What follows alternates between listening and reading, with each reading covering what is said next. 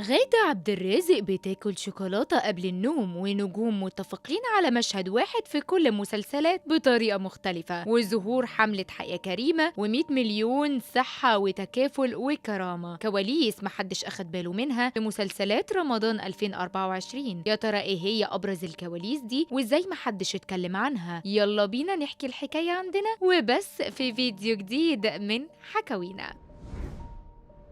مسلسلات رمضان واكلة الترندات، وكله بيتكلم عن النجم الفلاني اتصدر والمسلسل الإعلاني بقى نمبر 1 ومين هيتابع ايه والكلام ده. لكن في تفاصيل صغيرة كده حصلت في مشاهد مش كتير ممكن ياخد باله منها. ده لو كل المؤلفين اتفقوا على انهم يكتبوا نفس المشهد في السكراب ما كانتش الصدفة هتحصل بالطريقة دي. اللي هقوله في الفيديو ده بكل التفاصيل دي كشف عنها الناقد الفني عبد الله غلوش، زي ان دينا الشربيني صحيت على كابوس وحش عن ان ابنها في مسلسل كامل العدد الجزء الثاني، وصبا مبارك صحيت على كابوس ان جوزها اتخلى عنها وانفصلوا في مسلسل لحظة غضب، وحسن الرداد صاحي على كابوس ان حد بيضربه بسلاح في مسلسل محارب. مي عمر بقى قالت للفنان احمد زاهر انا رزقي في الدنيا كلها انت، وده في مسلسل نعمة الافوكادو. ومنى فضالي قالت لاحمد زاهر انا بحمد ربنا كل يوم انه رزقني بزوج من الجنة زيك في مسلسل محارب. بيحكي كمان ان اول مشهد في مسلسل سر الهي روجينا صحيت مفزوعة على جوزها وهو بيسرقها،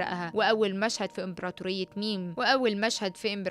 ميم خالد النبوي صحي مفزوع على خناقة ولاده مع الجيران. غادة عادل ما بتعرفش تنام غير لما بتاكل شوكولاتة في صيد العقارب، ومي عمر ما بتعرفش تسوق غير وهي حافية في نعمة الافوكادو. حصل ترويج لحملة 100 مليون صحة في الحلقة الاولى من امبراطورية ميم والمعلم. اما مشروع حياة كريمة فظهر في مسلسل صدفة. بالنسبة بقى لتكافل وكرامة ظهروا في مسلسل المعلم. تخيلوا بقى ان احمد زاهر مش فاكر عيد جوازه في نعمة الافوكادو، والأغرب إن نفس الحال مع مصطفى شعبان مش فاكر برضو عيد جوازه في مسلسل المعلم. كمان نعمة الأفوكادو يعتبر أول دور للفنانة مي عمر تظهر فيه من غير مكياج أو ضوافر إكليريك. في مسلسل المداح طلع الفنان دياب بنفس صوت شيخ العرافين في برنامج العرافة اللي بتقدمه بسمة وهبة. وفي مسلسل سر إلهي لقينا روجينا نزلت من بيتها وسابت باب الشقة مفتوح ومفيش حد من فريق الإخراج نبهها للي عملته. دينا الشربيني دايخة على مربية لابنها في كامل العدد، وأسماء جلال دايخة على دادا تساعدها في شغل البيت في مسلسل أشغال شقة. بنت مي سليم ومراد مكرم عايشة في دور البلوجر في سر إلهي، وبنت دينا الشربيني عاوزة تبقى بلوجر في كامل العدد. سلمى أبو ضيف وليلى زاهر بقوا انفلونسرز في أعلى نسبة مشاهدة. يا جماعة تخيلوا إن أحمد السبكي ظهر في مشهد بنفسه في دور تاجر أجهزة كهربائية، وفي مشهد تاني